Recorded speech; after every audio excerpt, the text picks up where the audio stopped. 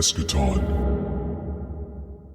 Welcome back to the Eschaton Podcast, your deep dive into the last days. My name is Sam Liedtke, and we're here on At a Church Radio. And today we're going to be going into the second one of our concepts. Just as a matter of administrative remarks here at the outset, I wanted to let you know we're going to be keeping these episodes a little bit shorter. They're going to be about 20 to 30 minutes long, just so they fit in a little bit better with your commute. I got a little bit of listener feedback already, and I personally really enjoy the long haul. I enjoy making things and listening to things that are 2-3 hours long, but I know that is not very convenient for most people. So what we're going to do is we're going to keep these episodes about 20 to 30 minutes. That way you can catch them on your commute or when you're fixing dinner or something like that.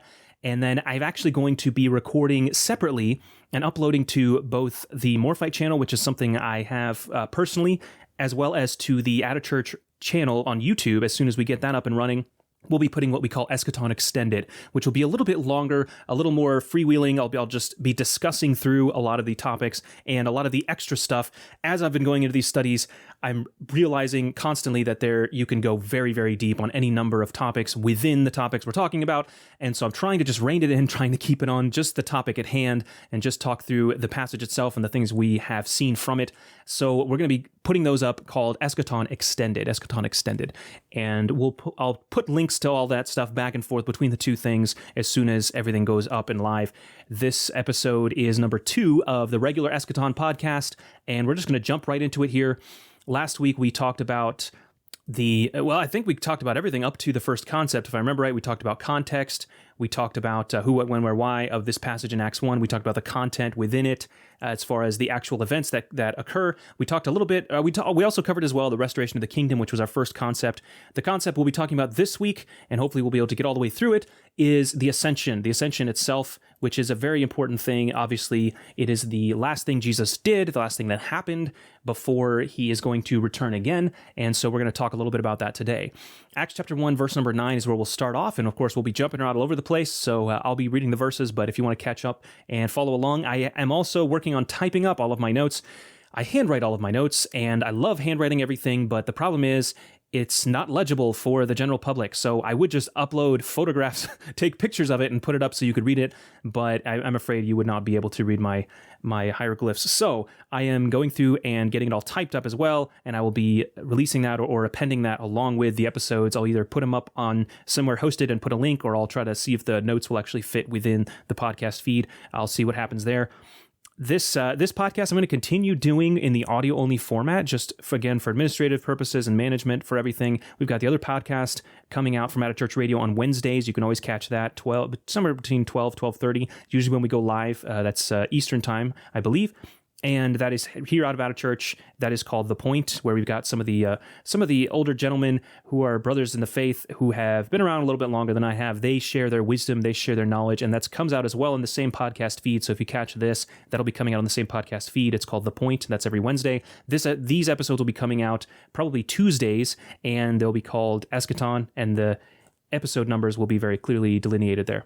All right, so let's go ahead and get into it before I could just keep rambling on here. Ascension of Christ. Okay, this is Acts chapter 1, verse 9. Let me go ahead and read that verse, and that's where we're starting off. And when he had spoken these things, while they beheld, he was taken up, and a cloud received him out of their sight. So that's a very, very simple idea, very simple verse, but there's so much just even in that one verse, all right? So that while they beheld, I looked in this phrase a little bit, and one of the things I noticed as I studied, of course, I typically look up in the Greek to find out what the actual words are for these things, and I'll mention them where I feel they're relevant. It's not always relevant to go through and define and talk about every single Greek phrase, but this is one that I felt was a little important because it's the word blepo, and it means to look at, to behold, beware, perceive, regard, see, or take heed.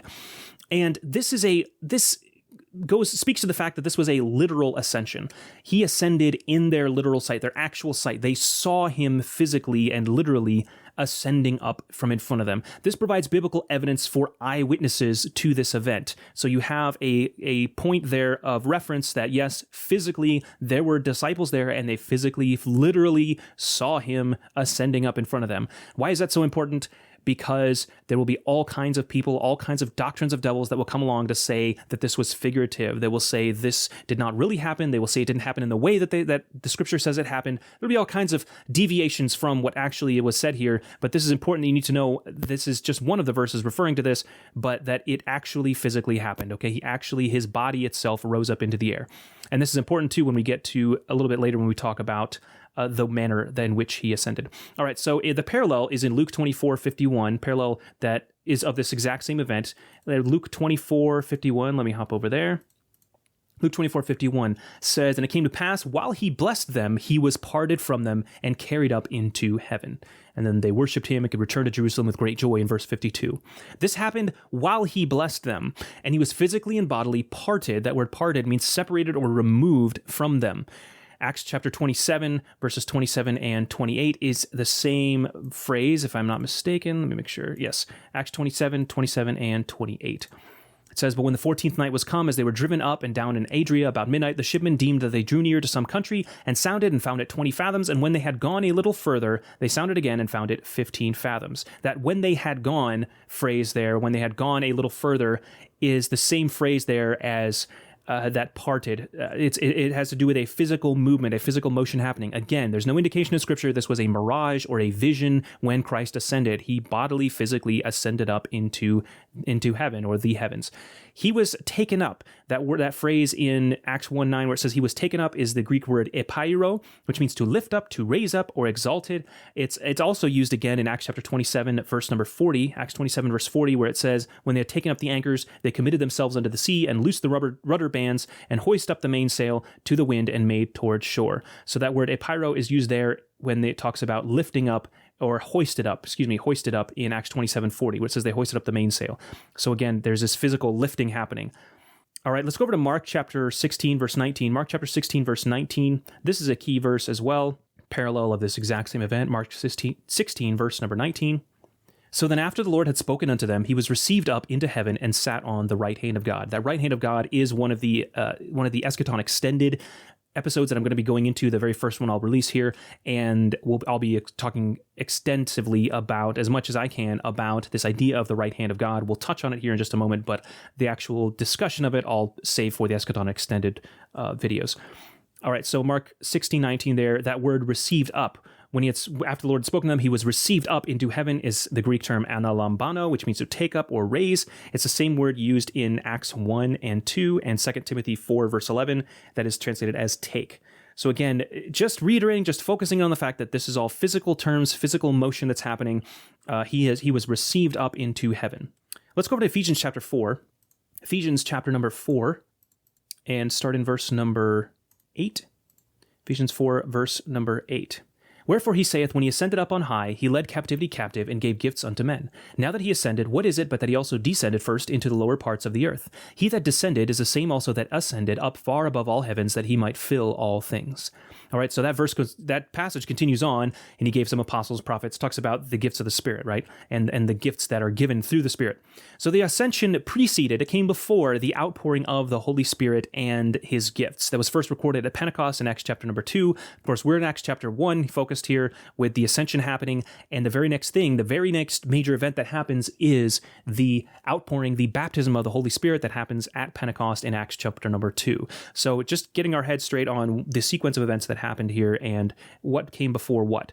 All right, 1 Peter chapter 3.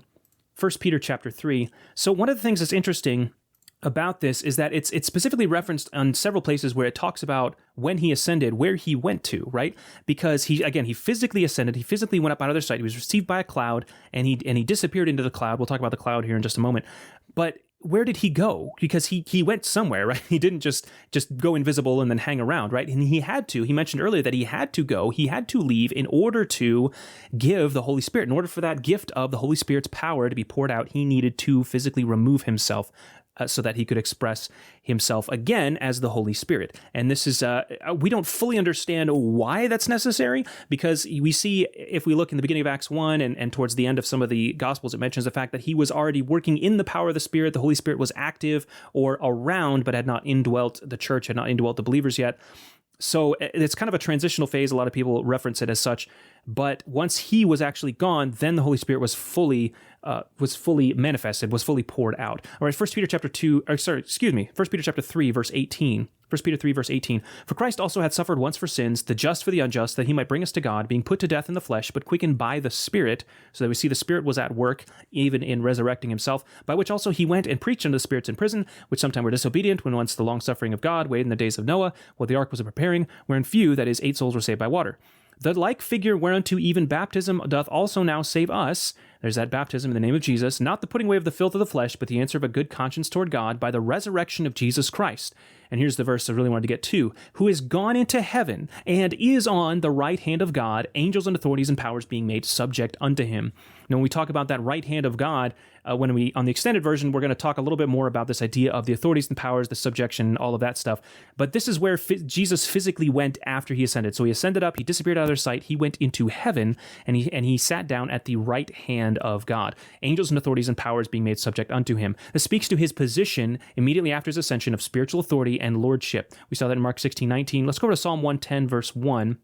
Psalm 110, verse 1. This is one of the verses we'll be talking about extensively about this right hand of God concept. It's 110, not 1. Psalm 110, verse 1. The Lord said unto my Lord, sit thou at my right hand until I make thine enemies thy footstool. And this verse is referenced at least 17 times that I could find in the New Testament. And it speaks to a couple different things going on at once. The Lord is Jehovah, said unto my Lord, and I don't want to give away some of the things I'm going to be talking about in the extended version, but he says, sit thou at my right hand until I make thine enemies thy footstool. So it's, again, sequence of events. Jesus ascends up, sits down at the right hand of the Father, sit thou at my right hand until I make thine enemies thy footstool. So there's this idea already built into this concept of this, the already and not yet, which we've spoken of, I believe, already, but I will probably mention it many more times.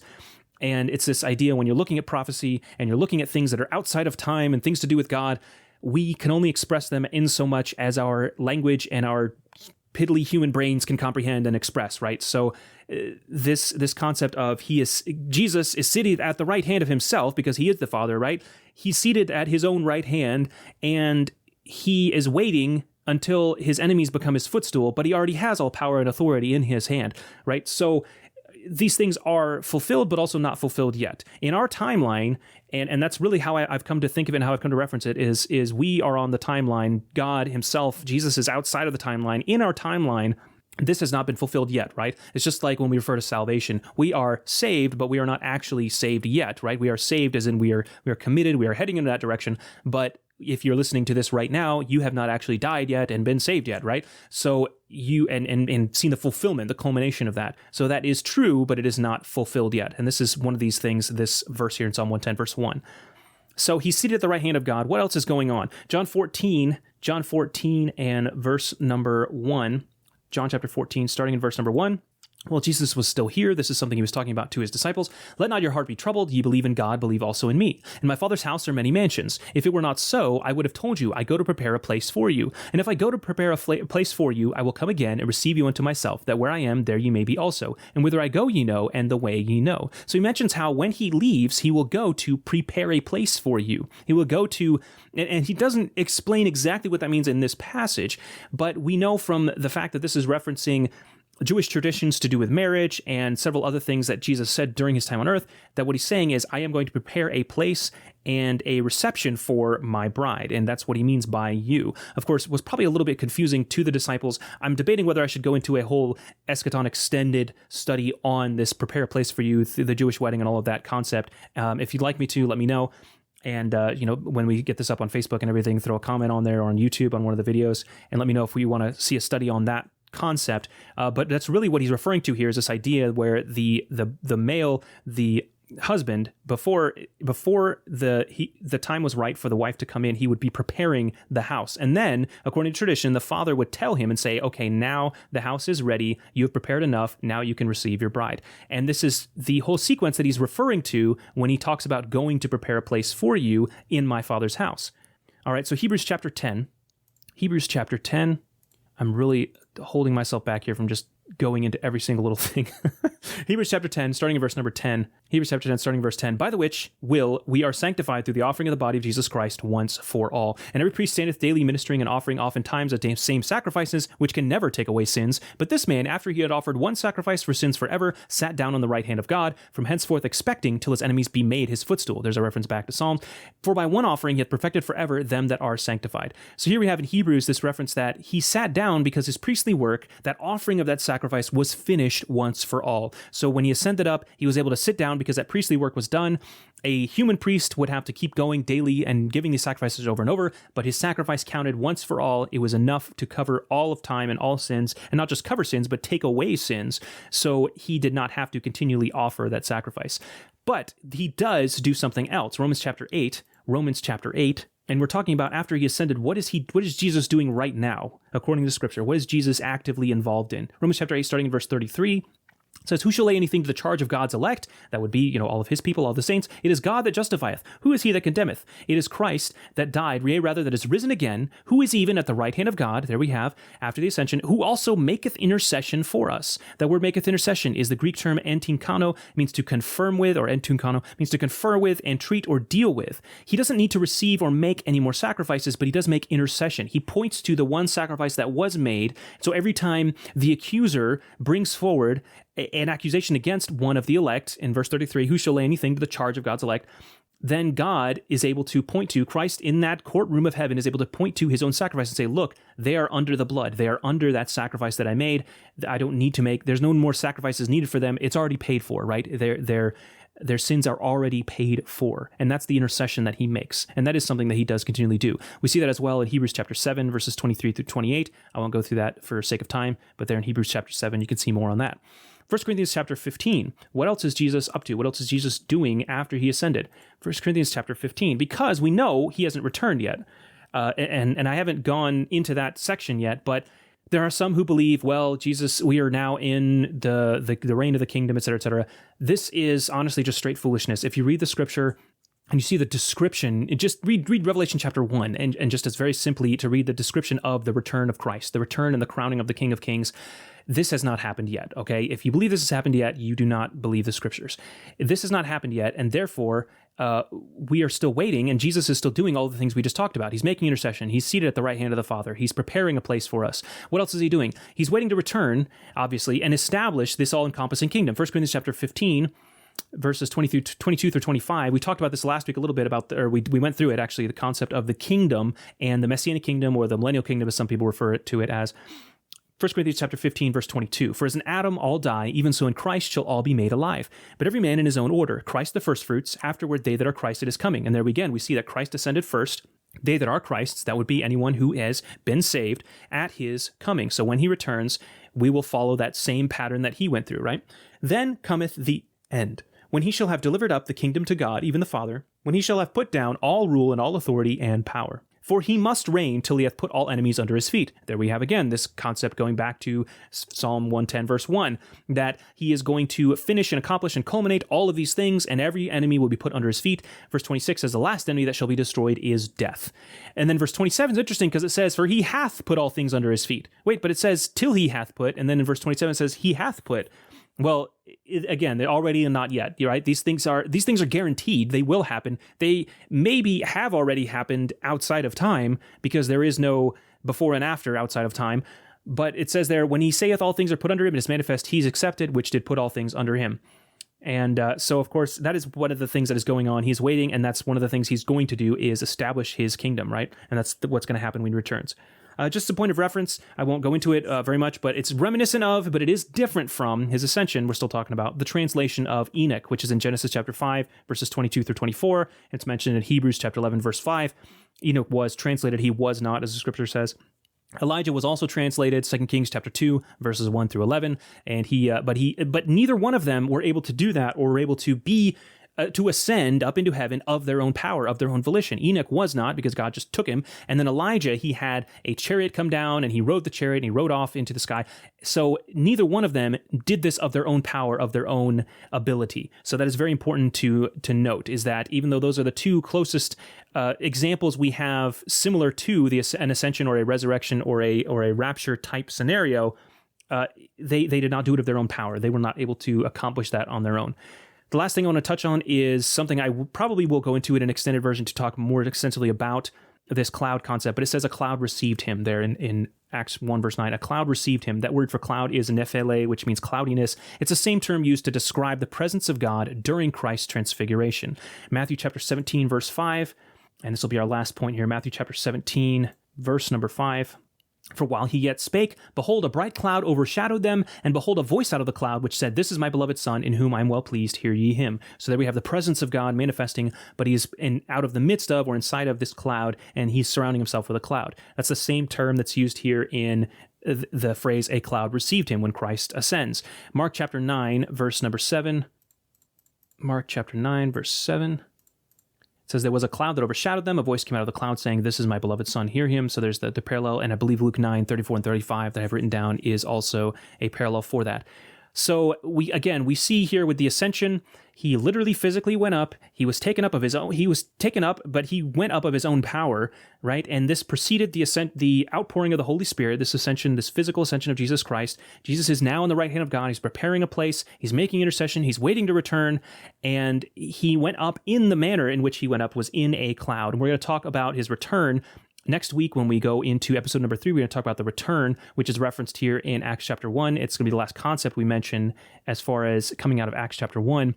And we'll see there, because the angels, or again, we assume they're angels. It doesn't say they're angels, but the two men who are speaking about Christ here, in verse number 10, while they look steadfastly, verse number 11 says, Jesus, this same Jesus, which is taken up from you into heaven, shall so come in like manner as ye have seen him go into heaven, as ye have seen him go into heaven. So the same Jesus, and he's going to come back in the same manner, right? So Jesus does things his way. He does things in his timing. He does things the way he wants them. And we're going to talk more about that when we talk about the return. But that's part of the reason why it's so important to understand and to define and to put the specifics, the finer points on these concepts within the ascension, is because all of that stuff we just talked about is going to apply to the return, because they say he will come back. The same Jesus who did this thing right here is going to come back, and he's also going to come back in like manner as ye have seen him go. So it's going to be a reversal, a return, right? But it's going to be in the same manner as the way Jesus Christ ascended here. All right, so that's the ascension, and then we'll talk next week in episode number 3 about the return of Jesus Christ, the King of Kings. Amen. Thank you so much for listening in. I hope you appreciate these studies we're doing. And if you have any comments or suggestions, please drop them. We'll be putting this up, of course, on our Facebook page. And eventually here, we're going to be getting it out on all the other platforms as well. We're slowly kind of accumulating and managing and getting all the different social media underway. So we'll have it put out, of course, on the Twitter and on the Facebook and on all the stuff, the YouTubes and all that. So you can find it wherever you like. I don't know if we'll end up putting it on TikTok or not, but you'll be able to find it somewhere on the internet. And of course, you can always go to our church website, attachurch.info, and you're also going to be able to find out our Linktree. Our Linktree link is going to be in the feed here in the notes for this episode, and you'll be able to click on that and be able to see all the different places you can find the podcast, et cetera, et cetera. All right, so thank you so much for joining us, and we hope to see you again on episode number 3 of Eschaton. This is At a Church Radio.